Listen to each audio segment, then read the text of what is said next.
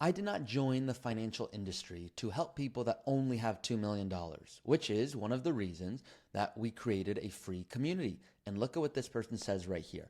This video is all about health, and I want you guys to take this lesson seriously, I hope. So this is something I posted, you can see 10 hours ago in this free community, which you can join in the link below. And these are just life lessons from a lot of my clients. And you can see some people say, hey, you should practice retirement before you retire. A year or two before you want to actually retire, start taking your vacation days, unplug from work, turn off notifications, start exercising, and so on. They like the comment of retiring to something. That's a big phrase in our world of retiring from versus retiring to. Now, this is really what I wanted to talk about today. And this is just a story that really hit me. And I hope it hits a lot of you guys in a way that makes you think seriously about your retirement. So this person, Jerry T, says, I like this story on asking great questions.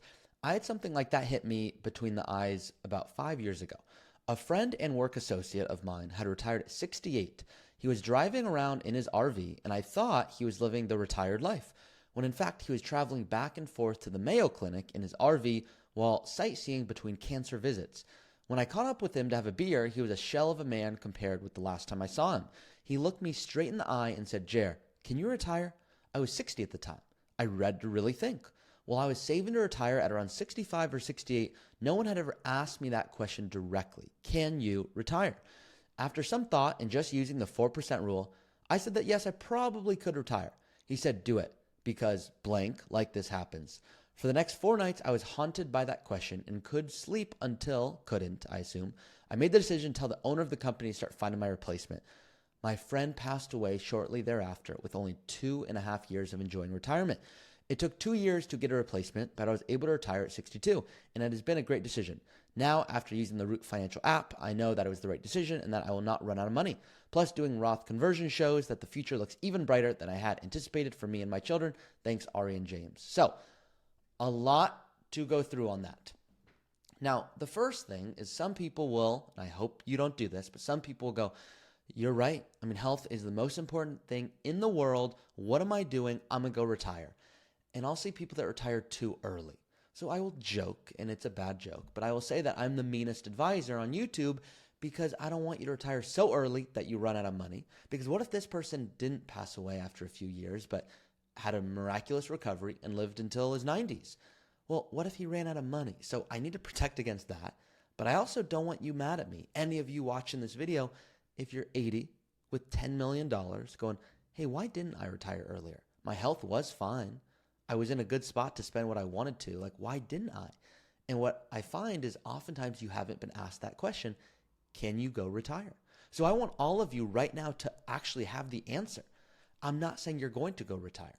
I have so many clients that go, look, you could do it now. And they go, great.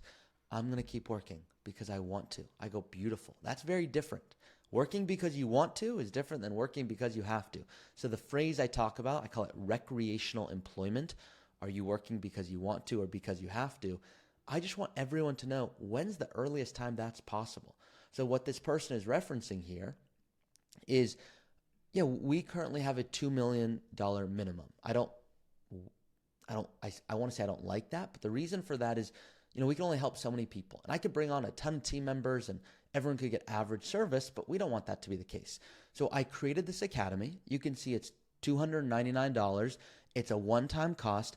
You don't get any one-on-one guidance. I'm not in here talking to you personally, but I do have a course where I'm showing videos. You get access to the software. So when this person was saying I was able to use the right financial app, what he's referencing is he was going in here and running these different scenarios to determine, okay, how do I invest? How do I reduce taxes, whether it be Roth conversions? And there's a lot in here. So this is great if you're like, hey, I want to build my own plan. I want to go in and I want to understand my cash flow and Social Security and Monte Carlo and awesome.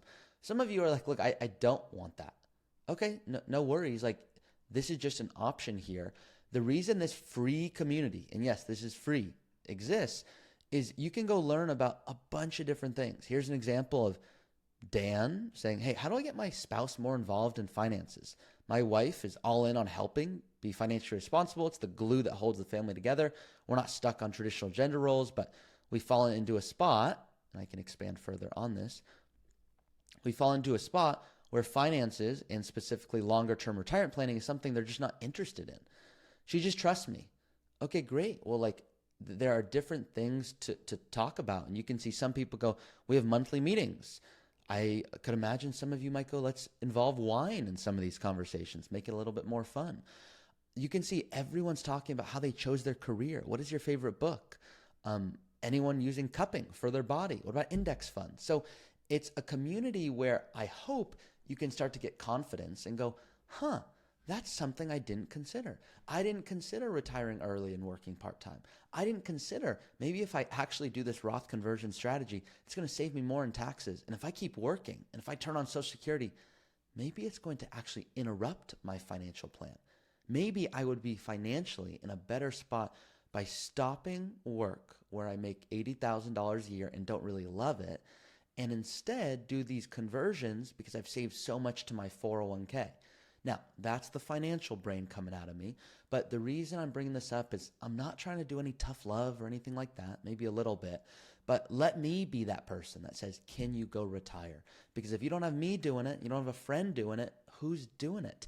Now, some of you might go, I ran the numbers, and it's kind of a bummer because I'm really not in a spot to retire for 5 or 6 or 10 years. Okay, great. Then you know what your options are. You might go, you know what? Yeah, I can't retire in 6 years if I'm going to spend $8,000 a month, but I think we'd be fine on $7,000 a month. And that's where I'd call you out and go, no, we don't do fine. We do optimize. How much would you love to spend? And you're like, no, I ran the numbers, $7,000 a month. That's everything I want and more. I'm like, great. That might have just taken 3 years off for retirement. That may have actually allowed you to spend more time with family and friends. And these are things you can't quantify. So this video I'm making is more of a just kind of quick video of, hey, can you go retire today? I don't know. I want you to find out and do good planning. And then the other thing I want to reference regarding this is, I have over 1,300 videos that I've put on YouTube. It's hard to organize them all. So this is a spot, it's called the content directory, where you can go see everything in an organized fashion. So if you want to click on insurance, here's health insurance, what types of insurance, long-term care, umbrella. You can look at case studies. If you're like, yep, I'm 60 with 500K, this one might be for you. If you have 3 million, if you have 20 million, if you have, you name it. Tax planning, obviously there's a lot of videos I'll do on that. On withdrawal strategy, this person referenced the 4% rule. Here's 3 different episodes going into detail on that. So some of the stuff is not going to be our necessarily highest viewed, but how do you know when you have enough? What are 5 steps so you have income for the rest of your life? Common mistakes I'll see people make. When does it make sense to work with an advisor? When should you not? So these are different resources, all so that no matter where you're at in your stage of life, you can start to get confidence for your retirement plan. Hopefully this video was helpful. Once again, this was not a case study. As you know, I didn't go through a specific situation. I have plenty of videos and podcasts on this. This just hit me because this is something that really I think people don't want to talk about. Maybe it's because it's not fun, which it certainly isn't sometimes, unless you can make it and go, look, yeah, it's not fun in the moment to hear about a friend who passed away and they only lived their dream retirement for 2.5 years. But what if this person actually enjoyed their life? What in terms of, how do I phrase this? Enjoyed their life. Maybe they took more time off. Maybe they actually practiced retirement before they got there. Maybe that wasn't an option and they felt super healthy and then boom, diagnosis hit. What if they pass away with $5 million and yeah, that they didn't really travel like they wanted to? So it's all about what can we do to avoid being in a spot like this person was referencing here, because I don't want you guys to do that. You work too hard to get to this point. So that is it. Let me know what your guys' thoughts are in the comments of this video. See you next time.